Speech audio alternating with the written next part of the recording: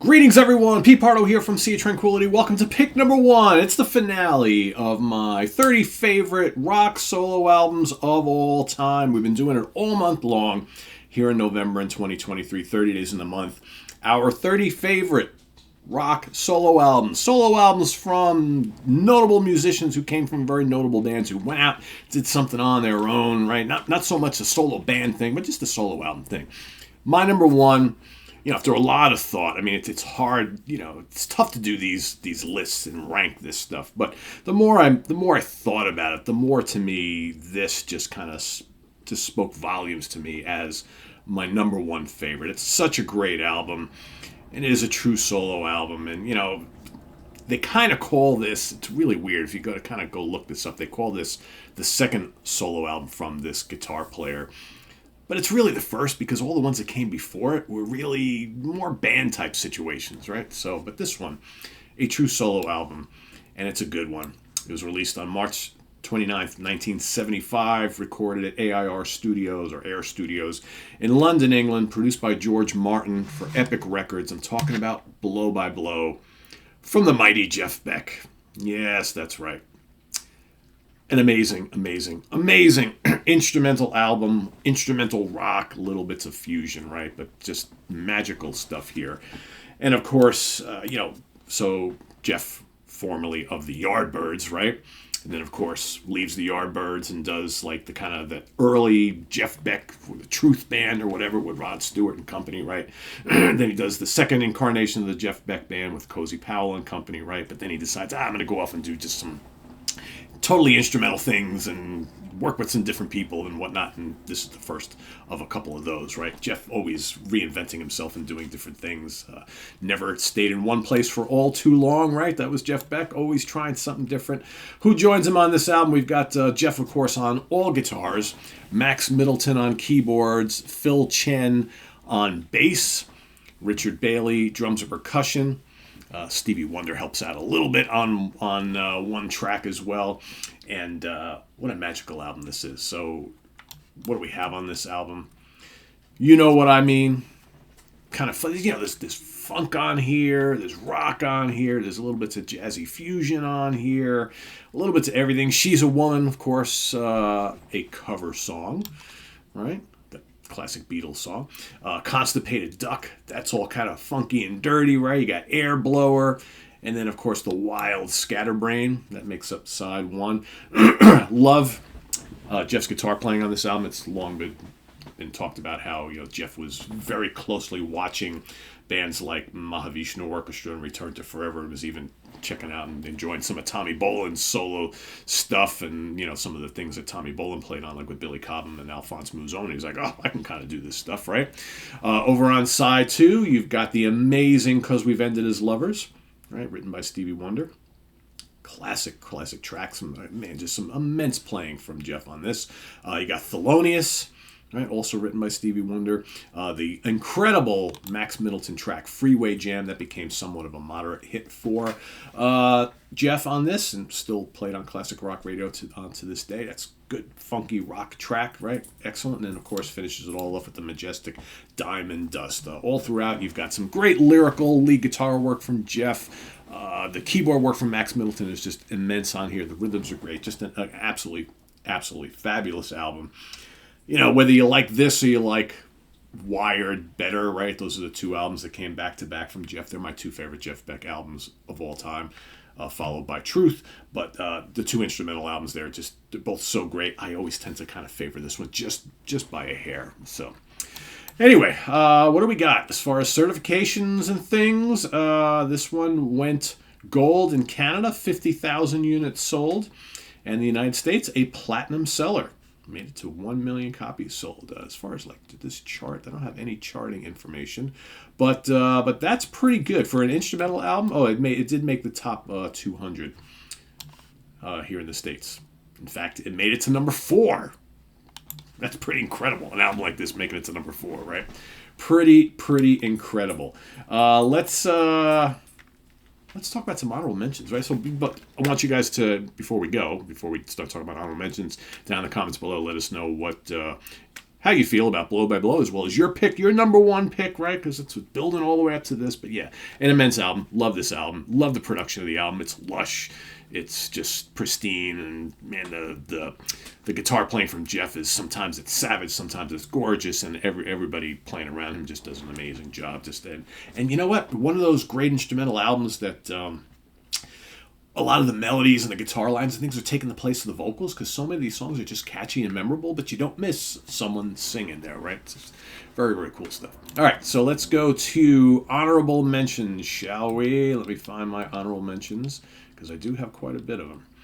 All right, so stuff that did not quite make my top 30, but I do love quite a bit. Henry Paul Band, Grey Ghost. Henry Paul, of course, from the Outlaws, right? It's his first solo album. Awesome stuff. Again, that's more of like a band thing, but yeah, probably shouldn't have thrown that one in here. But Trevor Rabin, Can't Look Away. Incredible album. Todd La Torre from Queensryche, Rejoice in the Suffering. Awesome stuff. Rick Wakeman, Six Wives of Henry VIII. Peter Hamill, Chameleon in the Shadow of the Night. John Lennon, Imagine. Ian Anderson, Divinity's 12 Dances with God. Sammy Hagar, Standing Hampton. Roger Waters, Amused to Death. Neil Schon, Late Night. Universe is really good too. Mark Farner, self-titled Mark Farner. Mark Farner, of course, from Grand Funk Railroad. Robert Plant, The Principle of Moments. Stephen Stills, self-titled. Dave Mason, Let It Flow. Steve Winwood, Arc of a Diver.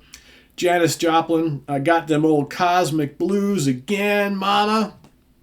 How about this one? Bet you didn't see this one coming. Ernie Isley, High Wire. Ernie Isley from the Isley Brothers. Man, that's a smoking album. Holy cow, so good. Eric Clapton, self-titled. Chris Caffrey, my buddy Chris Caffrey from Sabotage and TSO. His album Faces, great solo album. Michael Romeo, War of the Worlds Part 2. That almost made my top 30. But I felt like, God, that album is so new. It's like, can it really be on this list? But it had to be on my honorables because it's such a good one. Michael Romeo, of course, guitar player from Symphony X. Gary Wright, The Dreamweaver. Lou Gramm, Ready or Not. Dennis DeYoung, 26 East, Volume 2. His last solo album, really, really good. Paul McCartney. I went with Tug of War. I kind of lean on that album a little bit of his many fine solo albums. Bob Welch, his first solo album. Warren Haynes, Tales of Ordinary Madness. Ken Hensley, Proud Words on a Dusty Shelf. You can throw out any of Tom Petty's solo records as well because they're all really good. Greg Lake, of course, that first solo album. It's got Gary Moore on there and Nuclear Attack. Woohoo! Randy California from Spirit, his first solo album is quite good as well. So yeah, there's some honorable mentions. Yeah, there's probably always more, but I just wanted to kind of throw some of those out there for you. So thank you all for watching each and every day here this month as we talked about our favorite solo albums. Like I said, we will be doing in a couple of months, probably around April time frame, we'll be doing the favorite solo band thing, right? So there we can talk about, Ozzy Osbourne and Dio and Gillan and, Tom Petty and the Heartbreakers and, Paul McCartney and Wings and all those other bands that are, Halford and all that kind of stuff. Those are the solo bands, right? So when they went out and put together a band, and it was actual band, not so much a solo project, Dokken, where the guy's name is on the billboard, right? That we'll be doing in probably April. But of course, we've got starting tomorrow, my favorite 31 albums of 2023. Start with number 31 tomorrow morning. I was up late putting my list together last night. Man, I will say this has been a very strong year for new music, new releases in the genres that we cover. And I think what I really struggle with this year is that a lot of really great underground stuff came out this year that really matched up very well with the more mainstream. And mainstream, I mean the more well-known releases from well-known bands.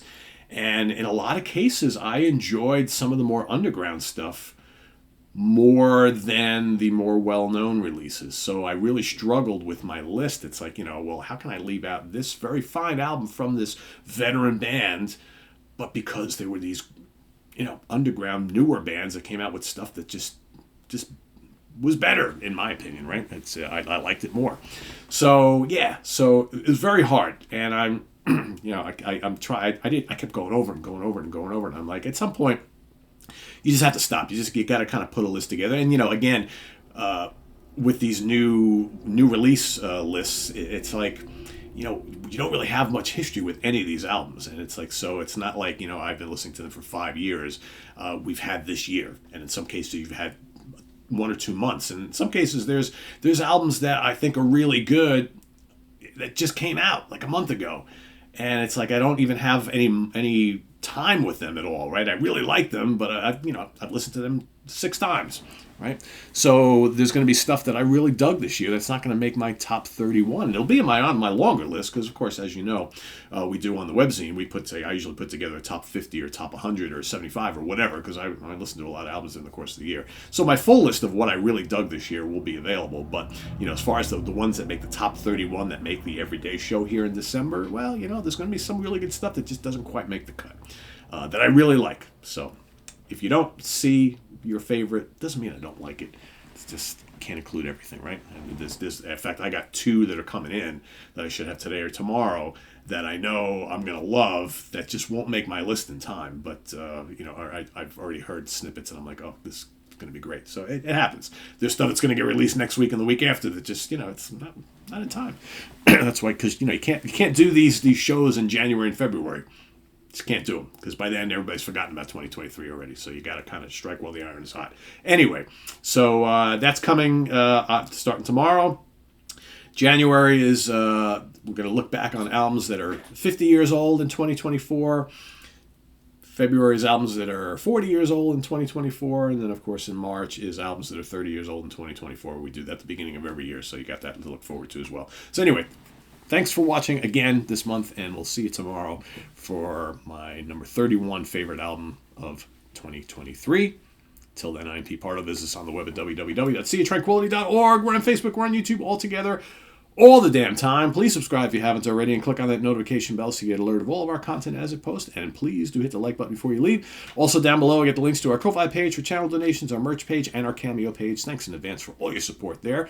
And we'll see you. What do we got coming up on the channel? So, of course, we've got tomorrow, Martin Popoff is back. We'll be back together at the Funhouse tomorrow morning. We're going to do a little show about Kiss. The final 2 dates at Madison Square Garden. The end of the end is finally happening for Kiss. Martin and I are going to be kind of talking a little bit about this big finale for Kiss, what that means for the band going forward, and our thoughts on the whole end of the line for Kiss. That'll be happening at the Funhouse tomorrow morning. We've got coming up on Saturday, we've got the UK Connection. Simon, Steven, and myself will be doing favorite and least favorite albums from Rainbow. Very fun show. Don't miss it. A lot of real good time if you're a fan of Ritchie Blackmore and his band Rainbow. Sunday, we've got Ranking the Albums. Mike Antonelli's return to Sea of Tranquility. We will be ranking our top 10 favorite John Coltrane albums, the jazz sax legend. Tune into that on Sunday morning. And tonight, here on SOT, the debut episode of the Sabbath Stones. Chris Allo and myself will be periodically doing a show all about Black Sabbath tonight on the Sabbath Stones, the debut episode. We're going to be talking about some really cool Sabbath bootleg CDs that you guys should be maybe on the lookout for. It's stuff that we have in our collection, right? So we're going to try every month to do at least one episode of the Sabbath Stones just talking Black Sabbath. Classic Black Sabbath albums, talking about Black Sabbath shows, talking about whatever, comparison albums, just whatever, all about Black Sabbath. Chris Allo and myself, so tune in. We'll see you then. I am Pete Pardo. Bye-bye.